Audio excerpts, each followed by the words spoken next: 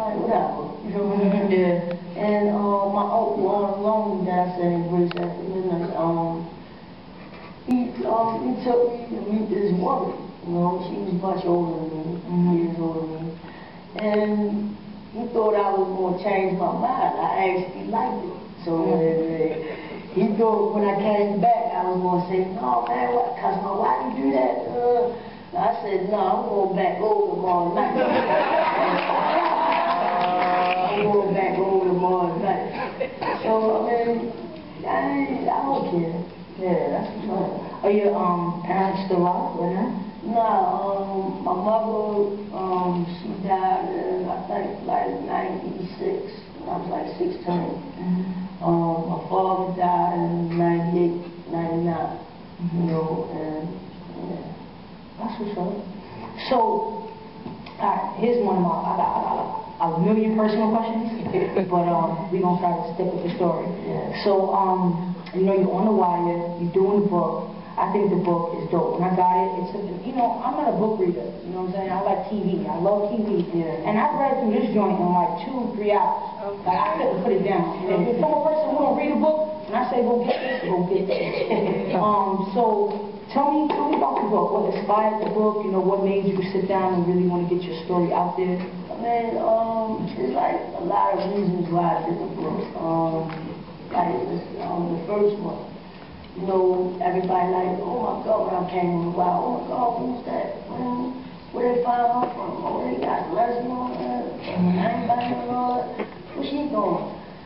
So, and like around, you know, word travel, you know, so like I guess the crew, whatever, you know, everybody on the wild, like, oh, she's been locked up, da-da-da. So before people start judging me, you know, I said, man, let me tell my story, man. You know, and just to let people know, like, you do make mistakes in your life while you're young, you know, and it was a big mistake of my life, you know, why I got incarcerated, like one of the times I got incarcerated.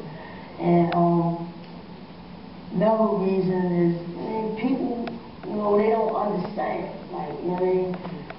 Growing up in the hood or the jungle, whatever you want to call it, you know, it's tough, you know, and it's a lot of drugs, it's a lot of killings, there's a lot of everything around there. You might see somebody having sex on the corner. You never know what you will see outside, for real. And I just want people to understand me and feel me, you know what I mean? Like, oh, she an unusual person, you know? I just want people to understand, like, with every trials and tribulations that I went through, you know what I mean, to get to this moment, and why is God shining His light so bright, you know? That's right. And I just want to tell my story, because I know there's a lot of people, younger, older, you know, that's really going through the same thing, you know? So I just want to tell my story, man, and hope that it just touch somebody in their heart. If they don't touch their heart, touch their mind. Just have a question about it, you know, and come and ask me if you see me, you know. That's what's up. And you know, for me, your book definitely put the battery in the back to, you know, develop my own memoir, get my story out there. Even though I was just similar, but you know, it definitely inspired me to do that. But let's go into a little bit, like, you know what I'm saying, why you got locked up, you know what I'm saying, what happened to, you know, to cause your incarceration. Yeah, it was one day, you know, everybody, I was young, you know how you see a fight outside and everybody wants you to fight. Oh, my God, fight. Run into a fight. Don't run to no fight. So,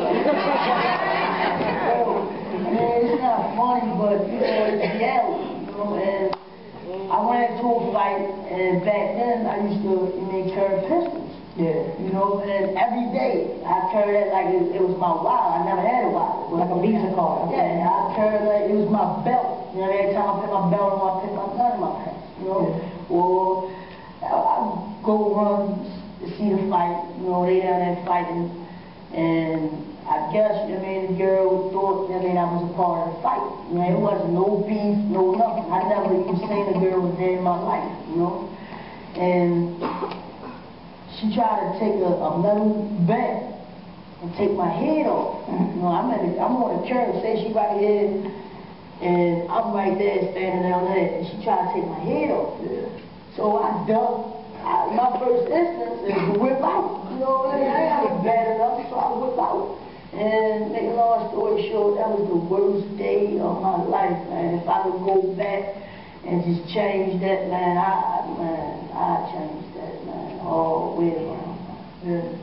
So, and you know, I would imagine they hit you some time. Did they hit you with? And what were the charges? They tried, well, I was charged with first-degree murder. Yeah. You know, but they dropped it down to second-degree murder. I mean, I told them I was babysitting. I'm not admitting to nothing. Yeah. You know, and I was babysitting, and they dropped down to second-degree murder because there's no self-defense law in the state of Maryland. So they gave me they gave me 10 years, 2 suspended, but 5 for the handgun and 3 for the murder. So how much did you end up doing altogether? 6.5 because I was getting in trouble, you know, running crazy, just doing, you know what I mean, just doing me in prison. I mean, I was the youngest thing, so sometimes I get slapped on the hand or whatever and say stop.